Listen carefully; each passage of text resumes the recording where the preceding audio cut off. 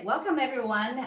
It is such a great honor to be able to facilitate this very special panel today. And we're going to talk about a wager on the trends in global food price, comparing between the last 2 decades, really. And we're going to announce who won and what does it mean. And specifically, we're joined by a really distinguished group of panelists, including Professor David Lam from University of Michigan. He is not only a professor of economics, but also the director of the Institute for Social Research.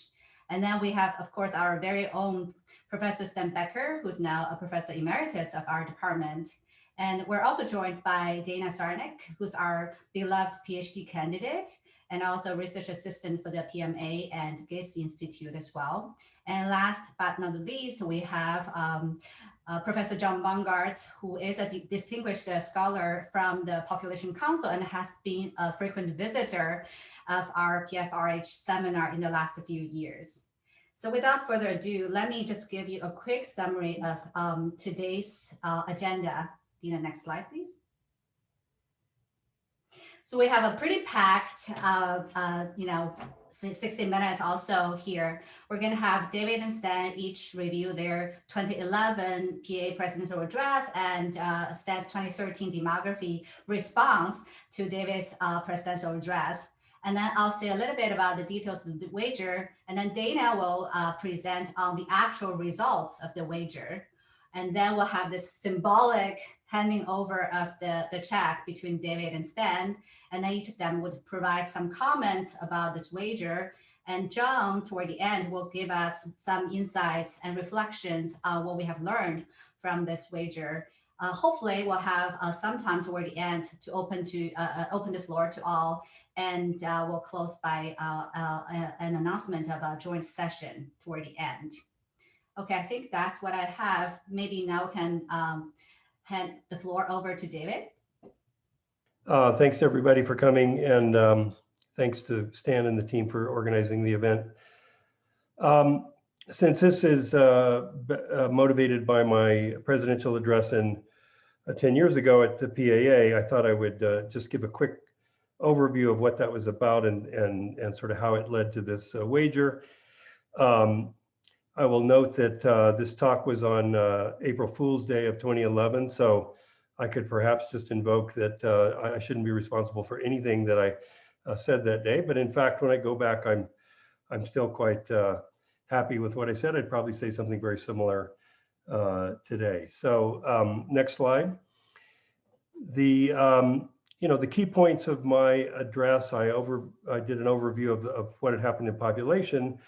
My talk was partly motivated by the fact that the world was hitting 7 billion population in 2011, right around the time of the address. That was up from 3 billion people in 1960. The population growth rate had peaked at about 2.1% per year in the 60s. And part of my point was this was absolutely unprecedented population growth, never seen before and never to be seen again. And raised the issue of, how did the world survive that? And in particular, I focused on 3 areas of concern in the 60s. Would we be able to feed everybody? Would we run out of resources? And would poverty increase? Next slide. So these were not just sort of straw man concerns. These were, in fact, real concerns in the 60s. And on the food side, which is a theme of today's event, many people were concerned about mass starvation and not being able to keep up with population growth in food. Paul Ehrlich was particularly noteworthy. This was a quote from the population bomb in '68. The world, especially the developing world, is rapidly running out of food. The battle to feed humanity is already lost, in the sense that we won't be able to prevent large-scale famine. So I looked at what actually happened, next slide, and showed some graphs like this. These are actual graphs that I pulled back from the talk. I should say some of these numbers have changed in the meantime, but I'm showing you what was actually in the talk at the time. So total food production was 3 times higher. This is the index of 100 is 1961. So total food went up 3.1 times, population went up 2.2 times. So per capita food production in the world was actually 41% higher in 2010 than it was in 1961. Next slide. I looked at India, which was particularly singled out as a place that was almost surely going to have mass starvation. And in fact, there were challenges. You can see per capita food production was not keeping up until about the mid-70s, but by 2010, per capita food production was up 37%. Next slide. Sub-Saharan Africa did not look as good. Population actually grew faster than food production, although food production more than tripled, which some people find surprising, but per capita food production was down 7%. Next slide. I showed this graph about poverty based on World Bank data, huge declines in poverty in low and middle income countries taken as a whole. Next slide. And actually declines in every region, huge declines in East Asia led by China, and smaller declines, but beginning to fall starting in the 90s in Africa. Next slide. So then on the issue of resources, I brought in Julian Simon and this book, The Ultimate Resource, and this wager, which sort of sets the background for today's wager. And Simon made this bold statement: if you're prepared to pay me now the current market price for 1,000 worth of any mineral you name, I'll agree to pay you the market price of the same amount in the future. So next slide. So Paul Ehrlich and some colleagues took him up on that bet and famously picked these 5 metals. So they're $200 worth of each metal. They went out 10 years to 1990, and the price of every metal went down in real terms, and you could buy what cost $1,000 in 1980 for $618 in 1990, and Ehrlich and his colleagues wrote a check to Julian Simon for about $400. So that's an interesting background. Next slide. I showed that the actual series of these resource prices is a bit more complicated, and Simon in many ways got lucky. He had a period there when prices were steadily going down, but these are very volatile commodity prices. Although the big trend is striking that over most of this period when the world population was doubling, all of these scarce non-renewable minerals actually had falling prices, except for this noticeable peak right before my address. Next slide. So then turning to food, this slide shows food and all non-energy commodities. These move amazingly closely together. There's this 1974 OPEC-induced peak. Otherwise, the trend was very much downward in all of these prices during this period of rapid population growth until 2000, and then strikingly in the decade before my presidential address, these prices started going up. Next slide. So the price of food here indexed to 2000 as 100. You can see at January 2011, which was the last date I could get data before my address, food prices had more than doubled in the previous decade, a striking increase. And I asked the question, would I be willing to take a bet like Simon did that those prices would go down in the future? In motivating that, next slide, I brought in the bigger picture, and you can see that if you start back in 1960, in fact, the big picture was declining prices for this period of rapid population growth with this sort of anomalous increase, or possibly anomalous increase from 2000 to 2010. So that sets the stage. And as I was ending my talk, I said, I invited everybody to have a drink at the reception, and that I would be willing to take friendly wagers about what would happen to those prices. So Stan, in some time later, took me up on that, and that's what we're here to talk about. So I'll leave it at that. And when we return after we've heard about the wager, I'm going to update some of these slides to the current moment to see what's happened in the meantime, and make a few broader comments. But thank you. I'll stop for now. I'm going to talk about the same thing from my perspective. Next slide. Okay, so as David mentioned, it was his presidential address, and he was looking at things in the last 50 years, extraordinary history. Next slide. So he showed food production went up higher than population growth, percentage of population poverty declined, literacy increased, fertility declined, and mortality declined. Lots of positive and good news. Next slide. This was one slide he showed us today also, that food production went way up, population in the middle there. Don't have a pointer, but per capita you see also increased over that period, 60 to 2010. Next slide. So the title was How the World Survived the Population Bomb. And my response was not really, because the focus was on Homo sapiens, virtually ignoring the rest of the world and its ecosystems. Next slide. So in 28 pages of the article in demography, he only devotes 1.4 pages to warnings for the future. The section was, have we really survived? There's one paragraph on global warming and one on consumption levels out of 80 paragraphs in the paper. Next slide. He described the bet, as he mentioned today, and prices declined. So, but there was a lot of substitution going on for some metals. For example, in our cars in 1990, there was less metal than there was in 1980, more plastic. So anyway, Simon won the bet. Next slide. So as he said, he challenged anyone in the audience for a similar wager later. I responded. We worked out the details, which will be presented shortly. So I also wrote a commentary in demography. Has the world really survived the population bomb? Next slide. So there are many problems with traditional economics and economists. I'd like to bring these out. Professor Lamb is not one. He's an economic demographer, but he does represent the discipline in his analyses. First of all, they think market forces will take care of most things. Second, they seem to take natural resources for granted until they start to run out, and then see A. C, they have failed to take account or plan for externalities, in particular CO2 pollution. Next, they think continued growth of population is good and necessary. So if you sell diapers, you want to sell more diapers next year, you need more babies next year than this year. So growth is good. And E, related to B and C, they fail to recognize that the earth is finite. So to me, it's important to challenge traditional economics and economists. Thank you. Next slide. So here's some errors in economics vis-a-vis carbon dioxide emissions. 5 climate impacts affecting food production now. This is from, I've given you sources on these slides.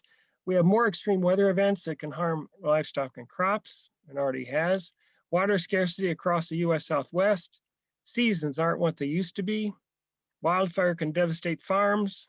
Warmer weather and rising CO2 levels adversely affect food supply, safety, and quality. And these are all quite well documented by now. Thank you. Next slide. Okay, thank you there. And go back to the wager, and we'll have more time for discussion if I didn't take 5 minutes. Thank you. Thank you, Stan. And Dina, go to the next slide, please. So now we know that the two sides are Professor Lamb and Professor Becker, and from their descriptions, you can probably guess that Stan is supporting or predicting that the price would actually go up, whereas David is actually predicting the price would have gone down. And their bet is, up to $1,000 going to either a demographic or economic NGO of the winners chosen. So there are a specific set of steps that if taken to calculate the results and the bet. Dina, go the next one, please. So here is what they did. So basically, they took the data from Food and Agriculture Organization of the United Nations, which have been keeping track of the world prices for 5 different food groups, including cereal, meat, dairy, oil, and sugar. And they specifically identified the means of those real food price index for the 2 decades, and then take the ratio of the means between 2010s and 2000s, and then subtract that ratio by 1, and then multiply that by 200 for each of the 5 food groups, and then sum all of them together. And with that, I'm going to hand over to Dana to talk about the specific results. Hi, everyone. My name is Dana. I'm a fourth-year doctoral student in the department with Professor Becker as my advisor, so I've been familiar with the wager over these years. This table has the raw data of the results, the annual food price indices for meat, dairy, cereal, oils, and sugar over the observation period, 2001 to 2020. And the prices are adjusted for inflation. And you can see on the top half, we have the data for the baseline period, and on the bottom half for the period of the wager. So next slide, please. Here's the data from the prior slide shown in a graph. Each of the annual food price indices for the 5 food groups are plotted over the 20-year period, and we've marked the baseline period versus the period of the wager for you as well. Next slide, please. And now I'm going to show you the plot for each food group individually. So here we see the plot of the annual food price index from 2001 to 2020 for meat. And we also see the decade averages from 2001 to 2010 in red, and the decade average from 2011 to 2020 in green. And so here you can see for meat that the average food price index for 2011 to 2020 was higher than the period from 2001 to 2010. Next slide, please. Here's the same graph for dairy. We see a little more fluctuation, but the pattern is the same. The mean for 2011 to 2020 is higher than the period from 2001 to 2010. Next slide, please. Here's the plot for cereal. Again, the mean price for 2011 to 2020 is higher than the period from 2001 to 2010. Next slide, please. The plot for oil is here. The mean price again for the latter decade is higher than the period from the first. Next slide. And finally, this is the mean price for sugar, where we see the same pattern. The average price for 2011 to 2020 is higher than the period from 2001 to 2010. Next slide. So here's a summary slide showing the ratios of the average food price index for all the food groups, comparing the mean price from 2011 to 2020 to 2001 to 2010. And we can see that all ratios are above 1, showing that the latter prices were higher across all food groups. Next slide, please.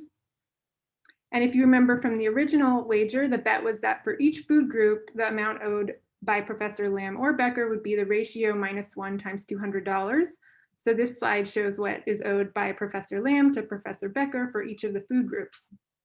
$42 for meat, $30 for dairy, $40 for cereal, $30 for oil, $52 for sugar, totaling to $194. Next slide, please. Professor Becker has chosen that the Population Media Center receive this donation. This organization uses entertainment education and mass media to promote social and cultural change by addressing the interconnected issues of the full rights of women and girls, population, and the environment. We also have a representative from the Population Media Center, Joe Bish here. I don't know if we can give Joe maybe just a couple of minutes to say a few words. Well, thank you. It's fascinating to be here. First of all, let me just thank Stan for choosing Population Media Center to be the recipient of the proceeds of this wager. I can assure you they'll be put to good use. I guess I would say I don't think anybody's categorically happy with the increase in food prices, but this outcome does, to me, add to so many urgent signals that humanity writ large is living out of balance with the living earth. You know, these problems are complex and interrelated, and Population Media Center tries to offer a creative solution for a more sustainable planet. And when it comes to the population issue, as the slide indicates, we really focus on progress for women and girls as one of our main strategies. So we use our entertainment education to work against things like social norms that deny girls education or patriarchal control of a wife's or partner's childbearing. We work for things like family planning information and services, and often find ourselves debunking damaging myths and unfounded fears around the use of modern contraception. And, you know, we don't think it can be overstated that the contributions of women and girls are essential to create a more sustainable world and a more sustainable planet for all living beings. And so we do everything we can in this vein to liberate their lives. So that's what the proceeds of this wager will help to do. So thank you, Stan, and thank you for having me all. Thanks, Joe. Now we can probably move back to David's slides, I think. That would be next one. Oh, there's the symbolic handing over of the check. What are we going to do here? David, do you have a check? I'll jump in. I have a check here. See if I can get it on the camera here. Wow. The Population Media Center, $194. So thank you. Thanks to Lee and to Dana for a very clear explanation of the wager and the results. And should I just continue or? Okay, I'll continue with my comments. I'll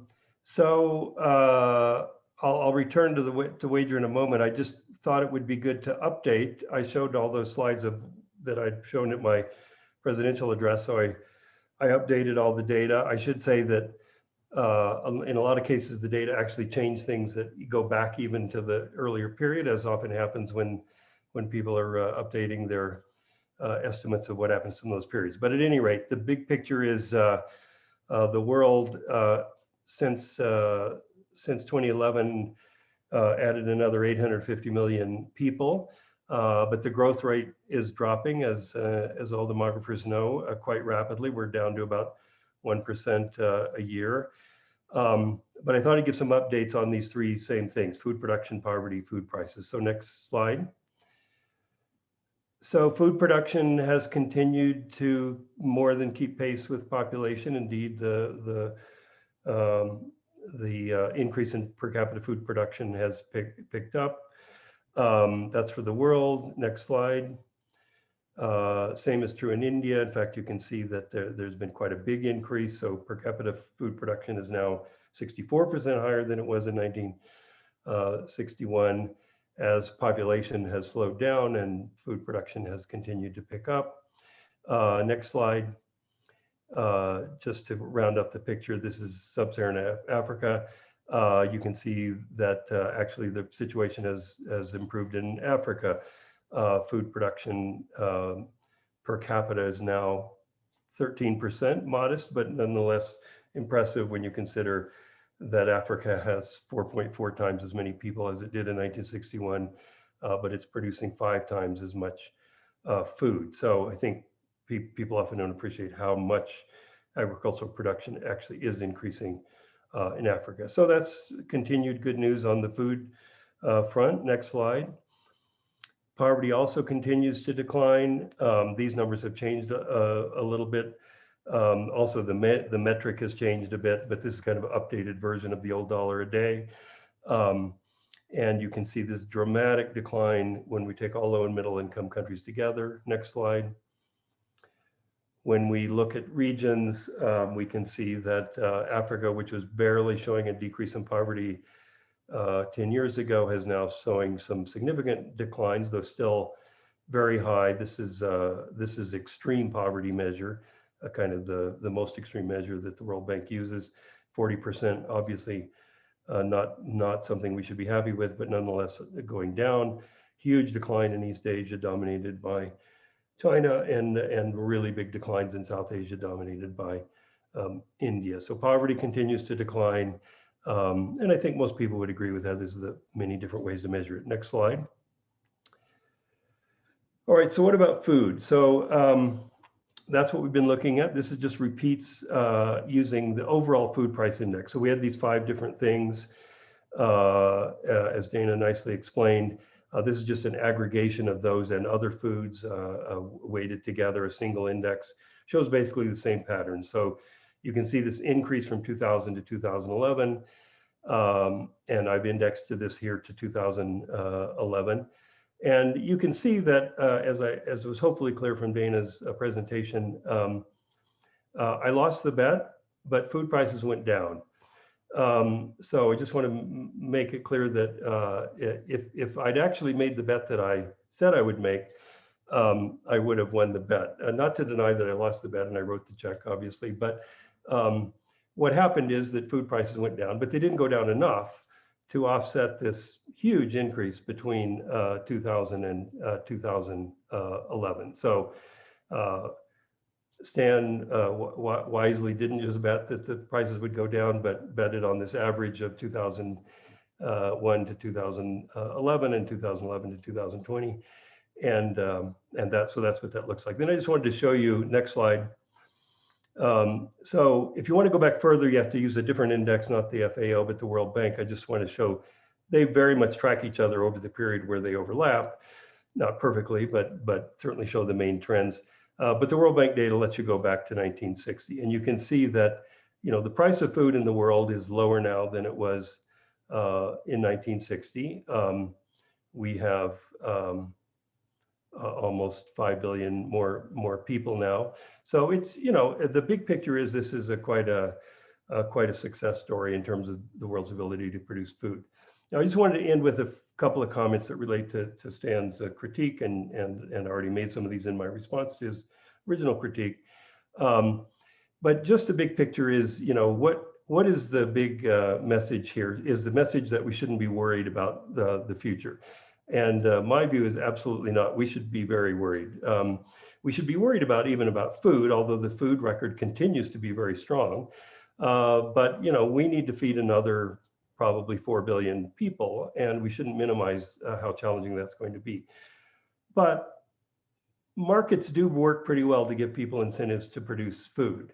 Markets don't work well to give people incentives to produce less carbon emissions. And so what we really should be worried about is global warming. Economists are just as worried about global warming as anybody else is, maybe more so. Economists would like to see carbon taxes, cap and trade, something that gives people incentives to solve those problems. So my theme is not everything's going to be fine, there's nothing to worry about, quite the contrary. It is optimistic because we made it through an incredibly challenging period with a lot of good outcomes on most of the things we were worried about. Environment, global climate change is a much more complicated matter and something to lose a lot of sleep over, and something to worry a lot about how to get the incentives right. So thanks, those are my comments. Back to me. Thank you. So comments on the second part, next slide. Okay, so the increase in food prices, only one indicator that we're in trouble with. The whole biosphere as we know it is in trouble. And I thank David for saying at the end that he's worried too, and there's good reasons to be worried. We'll point out some of them here. 69% of fish stocks are fully exploited or overexploited. We brought massive extinction of other species, include all the large primate species except us are endangered. Also consider this just bee pollinators are needed for agriculture, 40% decline in honeybee populations. Virtually all the best agricultural land is already under cultivation. Tropical forests are being destroyed at an alarming rate to make what? Palm oil for our goodies, soy, beef, cattle, and so on. An increasingly meat-eating world. Water is being drawn down from aquifers at an alarming rate, either going empty around the world. World population continues to grow by about 200,000 per day, though that's 2019, 2020 data not yet available. Next slide. So I did a lit review of the ecologist who had looked at what is a sustainable population for the Earth. In the left column, you have the authors, their model, be it energy or CO2 or land needed to provide per capita food. And the estimates are all 2 to 3 billion, as you see. And there's reasons the cornucopians, you know, Simon et al. Called cornucopians, and Ehrlich and myself, I guess, called neo-Malthusians. Anyway, the reasons they could be wrong is maybe we'll get some new technology, new energy sources, negative emissions technologies, hydroponics, and so on. But let's not count on them for sure, because they may or may not do what's needed. Next slide. So those groups said 2 to 3 billion is sustainable.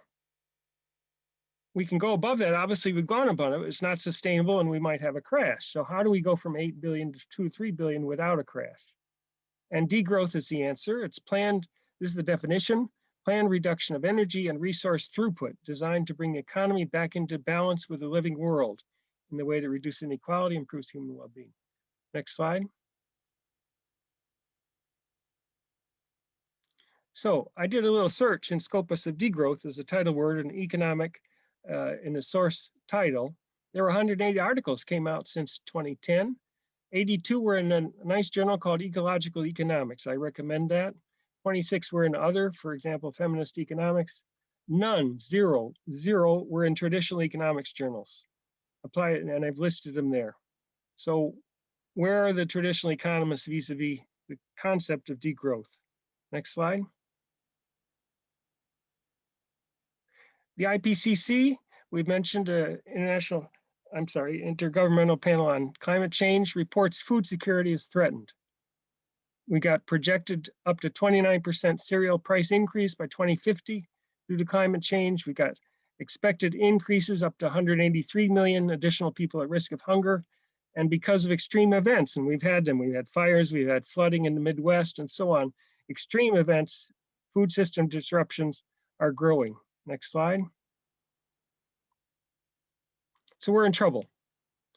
What can we do? So several people have looked at this, and we all individually confront how can we have a smaller footprint? What can we as individuals do to reduce our carbon emissions? Next slide. The group Wine and Nichols in 2017 looked at the different things that we could do and how much effect they would have on our emissions. So if you see about in the middle there, plant-based diet, the last green one, plant-based diet would save per person about 1 ton of CO2 per year. Coming a little to the left, you got living car-free is a little over 2 different countries, because the USA is on the top there, about 3, because we drive a lot more than people in Belgium and so on. Look at the one on the far left. It's huge. It's an order of magnitude larger, and that is have 1 fewer child. And the reason this is so large is because half of your child's carbon emissions can be attributed to you, 1/4 of your grandchild's, and so on. So that is a huge, by and far larger than any of the others, i.e. there is a relationship with population and CO2. Next slide. And indeed, some people have realized this. Somebody on our own faculty in the university, Travis Reeder, is a faculty in the Bioethics Institute and has written this book about Toward a Small Family Ethic. I recommend that. He's had a course in the past on the same topic. Thank you. Next slide. So there's also a world scientist giving a warning to humanity. This is second notice. 15,000 scientists from 184 countries signed this warning it was published in 2017. Humanity has failed to make sufficient progress since 1992. Most things are getting worse. We're jeopardizing the future. Uneven material consumption. Continued rapid population growth is a primary driver behind many ecological and even societal threats. And they conclude by saying time is running out. Earth with all its life is our only home. We must act. So I recommend this reference as well. Next. So if you do nothing else after this, I recommend you take a look at this book. It's on reserve at Homewood, but you can see it online here. It's also from the Pop Media Center. And it's a picture book. Not a lot of reading, lots of pictures, and they're very shocking pictures about the world we live in that we don't necessarily see. Lots of them are from airplanes and show the development and what's happened to our world. Next. So I have an undergraduate course, Population Health and Development. In the last class, I have an economist who speaks about things getting better, as Professor Lamb has done, and I have an ecologist speak about things that are getting worse. And then the class votes. And this year, each year, it seems to creep up. Anyway, I believe they vote on this. I believe the average person in the world in 2050 will be better off than the average person today or worse off than the average person today. Next slide. So better off, 33% and 67%, this is about 66 students, 67% said they expect the average person will be worse off. Now, of course, this could be a biased sample because they took my course, and I try to be even-handed with cornucopians and neo-Malthusians. Nevertheless, the younger generation is worried. We have good examples of that all over the world that some of us oldies haven't quite woken up to. Thank you. Next slide. So that's it. The Earth, with all its life, is our only home. Some science fiction people talk about going to Mars or to other planets. We need to fix things here at home. Thank you. Thank you. I'd like to start by congratulating Stan for winning this bet. Bets like this are important because they draw attention to the big picture global issues that we don't spend enough time on, I think. Now, the bet actually was about food prices, but Stan and David both talk about broader issues, and I will do that as well. So my talk is divided into 3 parts, and I begin with putting the current debate in a historical context, and we'll see there's a lot of fluctuation going on.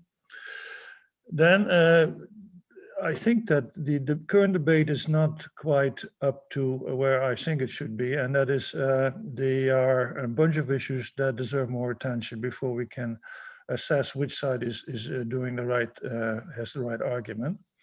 And then the conclusion. Next.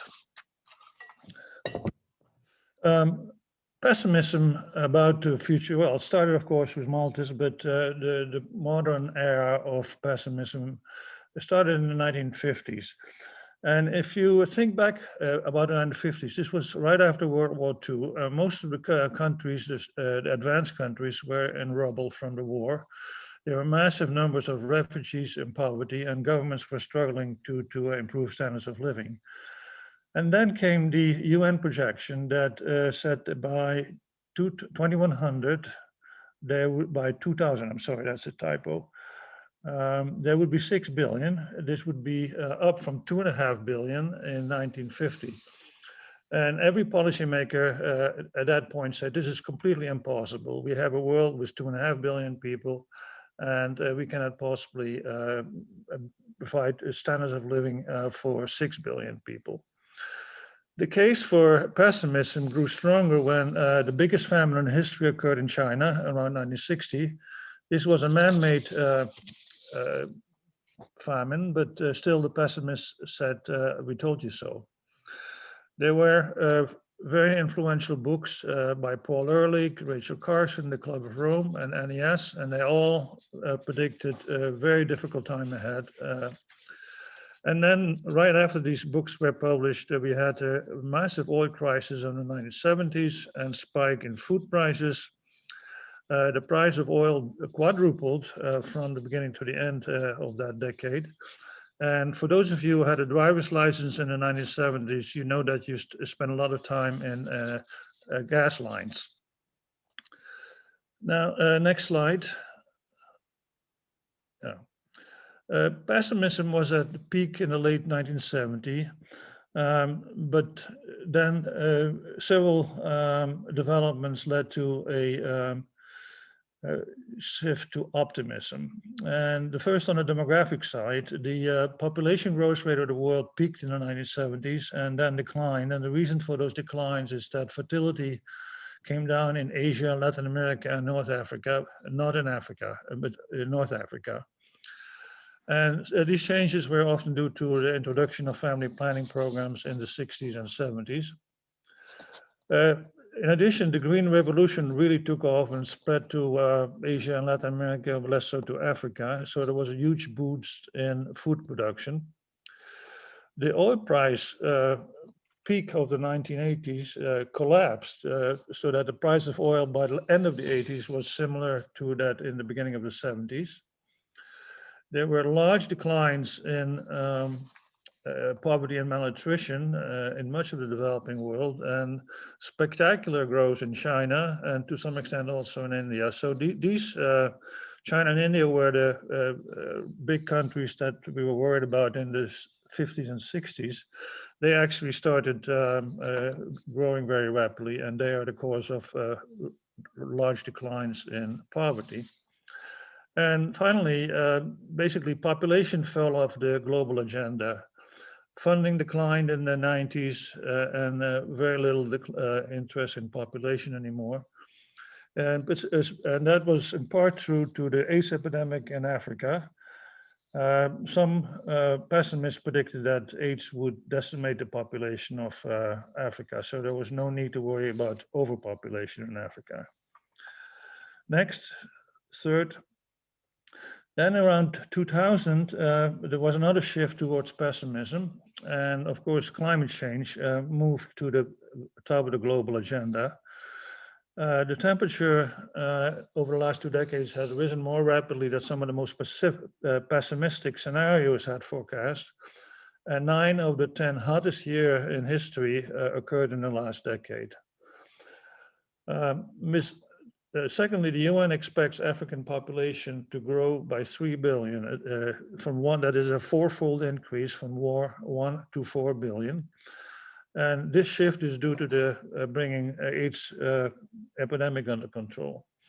Now think about Africa with 1 billion and the misery many people live there. Having an additional 3 billion by the end of the century is not going to be helpful. Then the widespread shortages of fresh water is clearer and clearer now that water tables, particularly in China and India, are dropping very fast. Big rivers don't reach the ocean anymore. And this situation is very difficult to turn around because you cannot just slow down a little bit of water usage. You have to really do drastic things to prevent this from getting worse. And last but not least, biodiversity declines are now becoming substantial and have been well documented. We're losing many species, ranging from large mammals to birds to fish to frogs to insects, and they likely will have an impact on agriculture production. Next. So the message of this quick overview is that the view of environmental issues changes over time. Old points are dropped and new points come up. So I think that it's important to remember this, and that it may also be true that the views that we take today may no longer hold 10 years from now because new developments occur. So here we are. We have 2 smart researchers, Stan and David, who clearly disagree.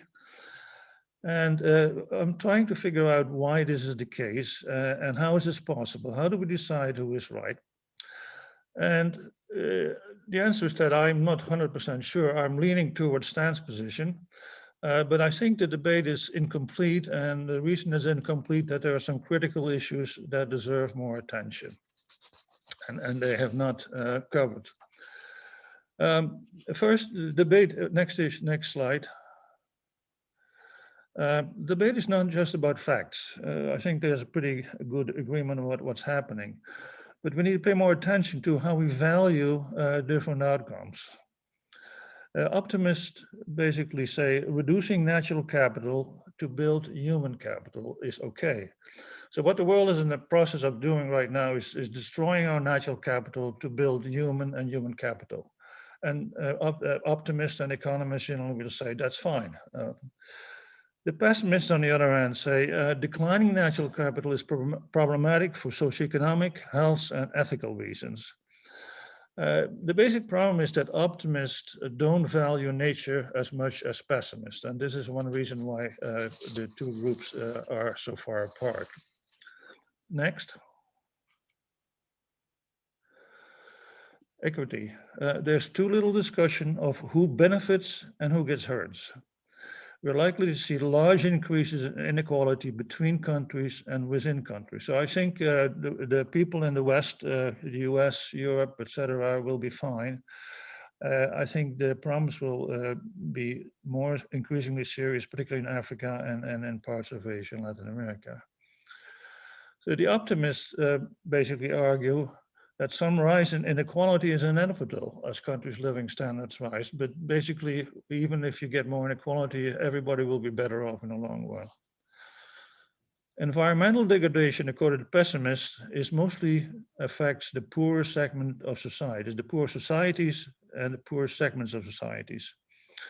And increases in food prices, which I agree with Stan are likely, are a large burden on the poor. Some of you may recall the food riots that occurred in African countries about a decade ago, when the price of bread and other food rose sharply a decade ago. We will likely to see more of that. Next. The term black swans refers to rare, unexpected events with a severe impact. We have some examples of that in history. For example, the Spanish flu in 1918 and the COVID epidemic last year are black swans because they have had a big impact, but nobody was predicting these to happen. Optimists basically ignore black swans. They say we'll have steady improvements in pretty much everything with technological improvements and so on. Although there may be a few bumps in the road, they see a pretty steady upward trajectory.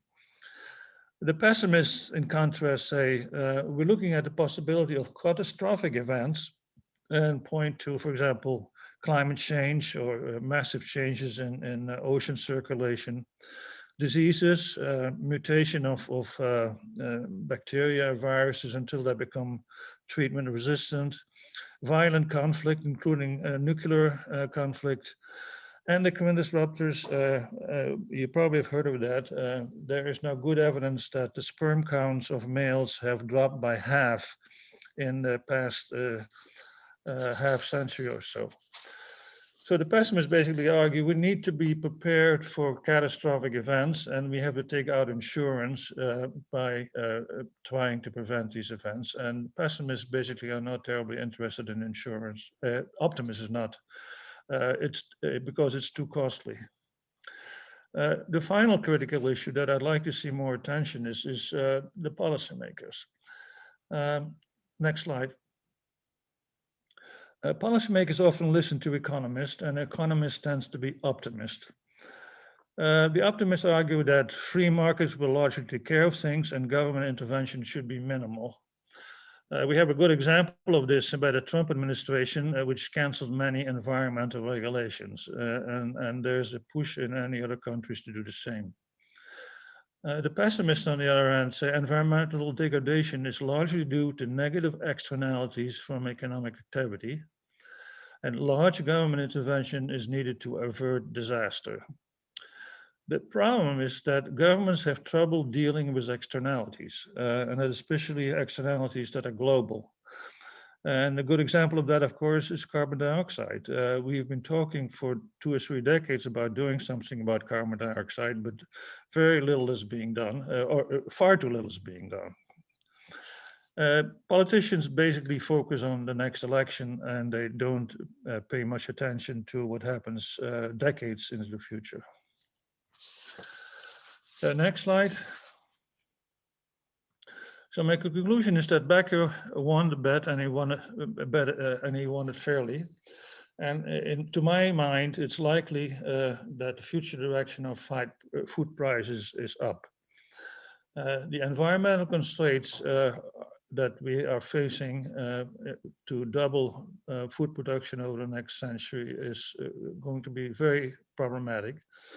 And these environmental constraints will mean increase in the marginal cost of food and therefore the average price as well. So Becker and Lamb both make important points, but critical issues deserve more attention. And I've mentioned these: values, equity, black swans, and policy. And I believe that we need to take urgent action. Governments all over the world need to take urgent action to limit our environmental destruction and to ensure a growing food supply. What happens over the next few decades depends very much on what we do now. And I'll leave you with that message. Thank you. Thank you so much, John. Well, since we're on this slide, maybe I'll just mention before opening the floor to the audience and for you to ask questions. So there's another session of this, which will be offered by PAA and IUSSP, I think in April. So if you're interested to participate in that, we have provided a link here. So with that, let's see, I think there has been a lot of great discussions happening in the chat box already. So Alison, I think you've been actually, either making a couple of comments or asking some questions. Would you like to maybe take the floor and raise your points? Sure. Can you hear me? Yeah. Well, this has been a really interesting discussion. I guess I'll just state the last comment I made, which is kind of directed to what Stan was saying in his presentation. And Stan, I do agree with many of your points, but I write here that my problem is that these discussions about fertility and the environment emphasize the negative impacts of individuals' choices around childbearing, rather than holding governments and corporations accountable. So I was wondering what your thoughts are about this, or if anybody has any other thoughts. I think this should be part of the debate. Thank you for the question. Governments have a lot to do with population policy, in particular fertility, as you well know. I mean, policies vis-a-vis abortion, policies vis-a-vis contraceptive access. Is the pill still by prescription only? All those sorts of things that governments can do. Yes, the slide I showed puts it back to the individual. We're in an individualistic society, but certainly governments can do all kinds of things. They've tried to increase fertility in some places, doesn't work very well, and decreasing fertility, maybe access may be the most important thing one can do. Does that address your question? I mean, it does, but I'm thinking about contributions to carbon emissions. I mean, I'm not an expert in this area, but it seems like businesses, corporations contribute to most of that rather than, well, I get that people are consumers, but I don't know. Yeah. Yeah, if we were 2 billion, we'd have fewer carbon emissions than when we're 8 billion, for sure. All right, well, I have to think about it more. Thank you. Thanks. We have a couple more comments in the chat box. Maybe take questions, no? Yeah, so far I guess, Alison, I thought you had an earlier question asking whether the wager results is driven by the Great Recession. Yeah, but I think I saw a comment about how a better way might have been to develop a forecast and then to look at, was what we observed different from what we expected from trends. But it's fine. I was just, is it possible that some of those food indices were driven by what was going on in the global economy? But again, I'm not an economist, so I don't know these things. I don't know whether David has any specific responses or comments on that. Well, I might just, one, I would plug the upcoming IUSSP conference, because we're going to have somebody who actually knows something about food prices there from the FAO, who actually is involved in producing all these indices. As I've said in a comment responding to Robert Moffat's comment, these food prices are very volatile. They are affected by global economic circumstances for sure, but they're also affected by drought and weather. They're also very affected by speculation in futures markets. Food is like copper and other commodities. They're traded in these incredibly volatile spot markets with the futures contracts and so on, and they do crazy things, frankly. But in the big picture, like most things, the market forces prevail. There is really a fundamentally, it's all about supply and demand, and demand is increasing with rising population, but also with rising incomes. And supply is basically keeping up and sort of holding the price, roughly constant in the so far through a period of incredible increase in demand for food from both the population side and the growing income side. But yes, something like a recession, you definitely see it showing up in sort of the short run movements. Well, I would just ask David what he thinks for the next 10 years.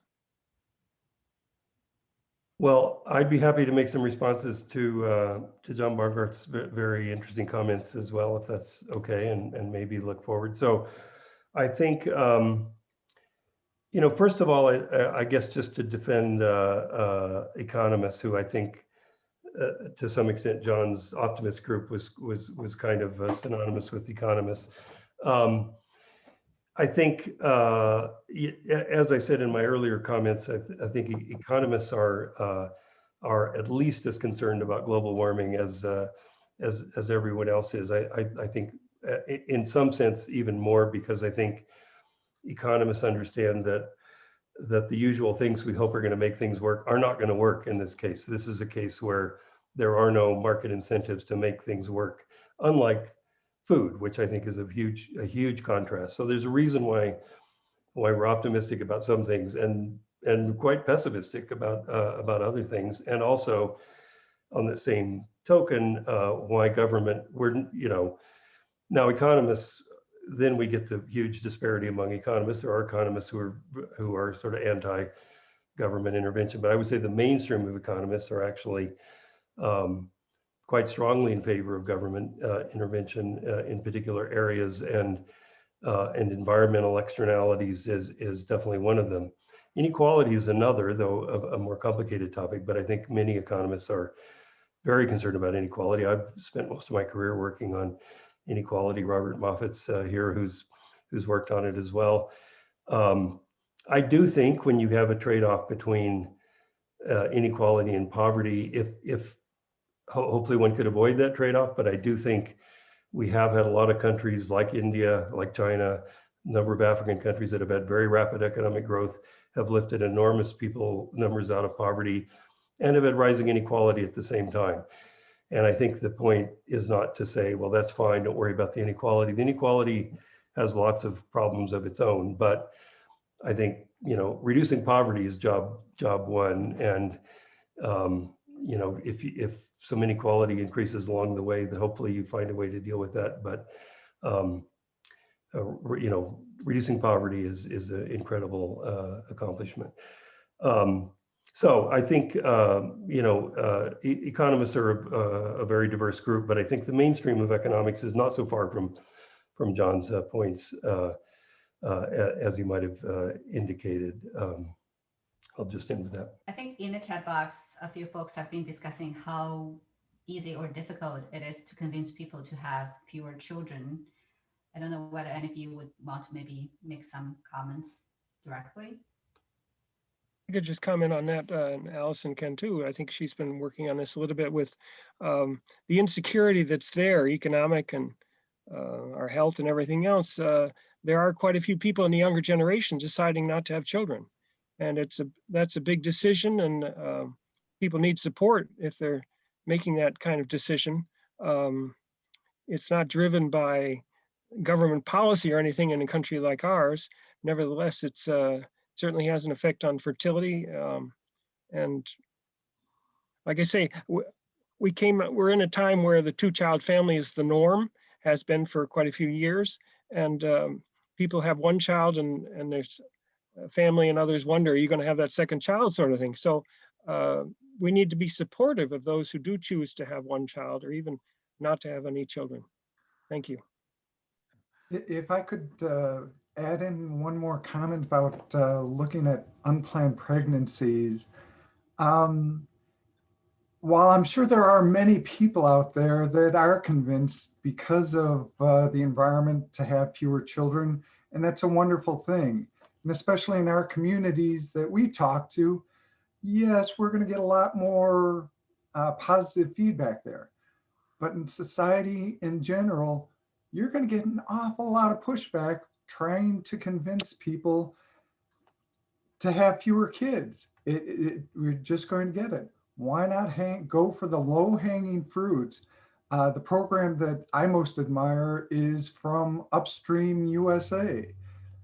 They're not environmentalists, but what they do is they'll go into a particular state. They've got 4 state programs right now, and make sure that contraception is available by having the primary care physicians ask them the question, are you planning on becoming pregnant over the next year? Very non-coercive, non-judgmental, not trying to push them one way or another, but it asks the woman what her needs are. If they say, hey, we're going to try and get pregnant, great. Here's some prenatal vitamins. Here's the direction to go. If not, well, are you happy with your contraceptive? not only that, but they also go to the one last step of, hey, we've got it right here. The more long acting contraceptives, we've got it right here. We can give that to you right now. It's a wonderful program, and their stats of being effective are just nothing short of miraculous in my view. So it's already done. It can be done. Low hanging fruit. Unplanned pregnancies are just dropping out the bottom. Abortions are going down at the same rate. It's a win-win. Thank you so much, Dane. Unfortunately, we ran out of time. So please join me thanking the distinguished panelists again, and I'm sure the discussion will go on. Thanks again for joining us today. Thanks, everybody. Thanks for coming. Thank you. Yes, thank you.